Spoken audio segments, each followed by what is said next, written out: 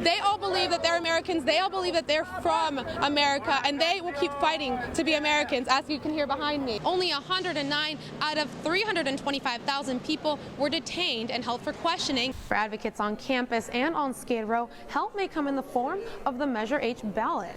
Building, testing, and even moving a robot can be a difficult task for anyone. Trojan Knights are spending their day and night defending Tommy Trojan from UCLA. Being able to find and afford one years down the line may be a little more difficult. Defeated and alone is how Richards would feel for the next 23 years inside the walls of the West Valley Detention Center. Do you see a place for the Latino community's voice to be heard in this upcoming administration? For the 4,000 women who are currently on parole in the state of California, a sign like this can mean the world. The Trump administration is proposing steep budget cuts. The controversial pick is a former Goldman Sachs executive. The Ninth Circuit Court of Appeals will hear arguments against President Trump's travel ban tomorrow evening.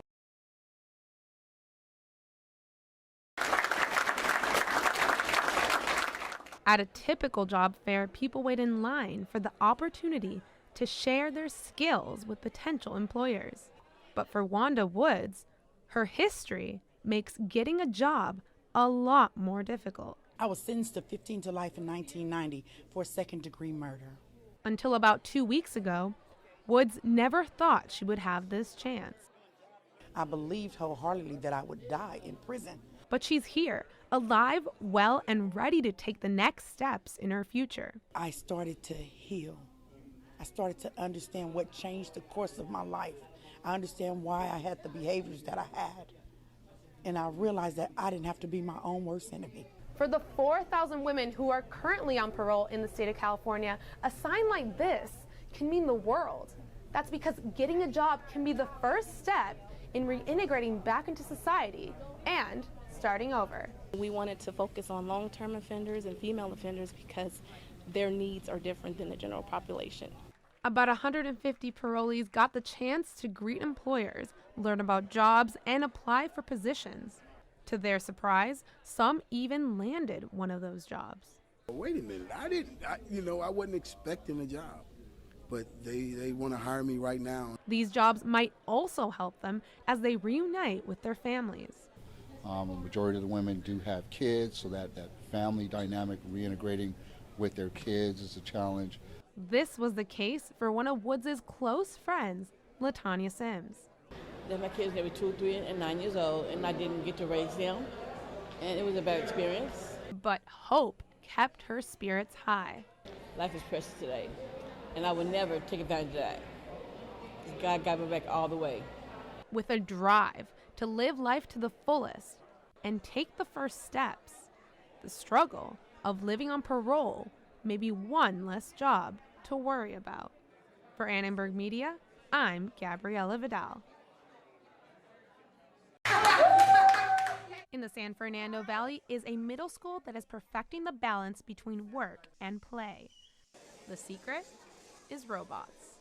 It's really nice and we've learned a lot. I know how to build them now. I like everything about it. The Mulholland Middle School Robotics Magnet is the first of its kind in the LAUSD. And while it just launched this fall, students are already embracing the new curriculum, which involves building, testing, and competing against other students. I can remember sitting in school saying, when am I ever going to need that formula? What am I going to use that for? These kids don't ask that question. Principal Gregory Vallone, creator of the Robotics Magnet, wanted to make students care about learning, but also change the way they think in the classroom. It's a huge shift from us telling kids what they need to know to students asking us for information, things they want to know. And it shows that students not only want to know more, but that more students are coming to school each and every day. The thing that we see with kids is just that there's a place for everybody, that we really want them to want to be here. That's the first step, is really getting that spark. For some, that spark is almost instant. It's just normal every day, but doing something that's fun and exciting, but at the same time having a responsibility. Moreno's responsibilities go beyond robotics, as the Magnet program incorporates all subjects into the program. students learn how to first start off working with tethered robots, which involves a controller and a robot connected with a cord, then wirelessly without the cord. Finally, they can learn how to program their own software into the robot to get it moving, all on its own. According to Vallone, these skills are vital for students. This is bringing something to them that they probably wouldn't have otherwise. That is because many of the students at Mulholland come from low-income backgrounds who may not have the resources to encourage their children to pursue robotics. With this new program in mind, staff hope to break the barrier and get parents to recognize the potential for kids, and especially young girls, in robotics. There's a deficit in the engineering fields and the science fields for females, yet they're here. We can see them in our classroom. It's good for the future that younger kids are starting to learn it. And learning might just be the beginning for these students, who now have the tools to go towards a new path in life. For Annenberg Media, I'm Gabriela Vidal.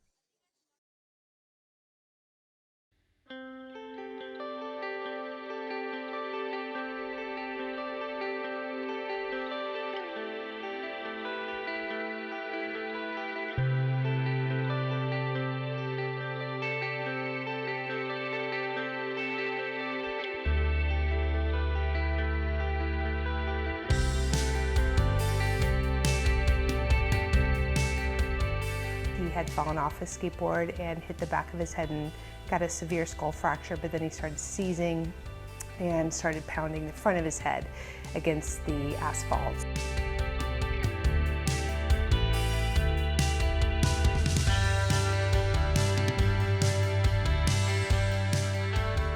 The recovery was more of like a learning experience for how we can shape the future rather than recovering from the past.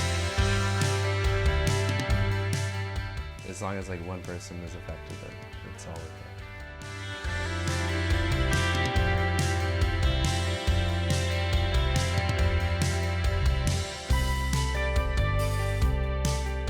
Gray matter is the part of your brain that's the thinking part of your brain.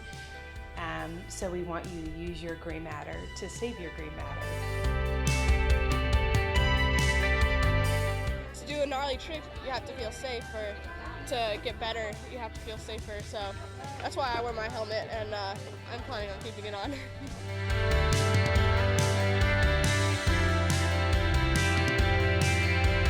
The idea of being out in the streets and challenging my environment, I just didn't view pads or protection as part of the identity that I was forming for myself.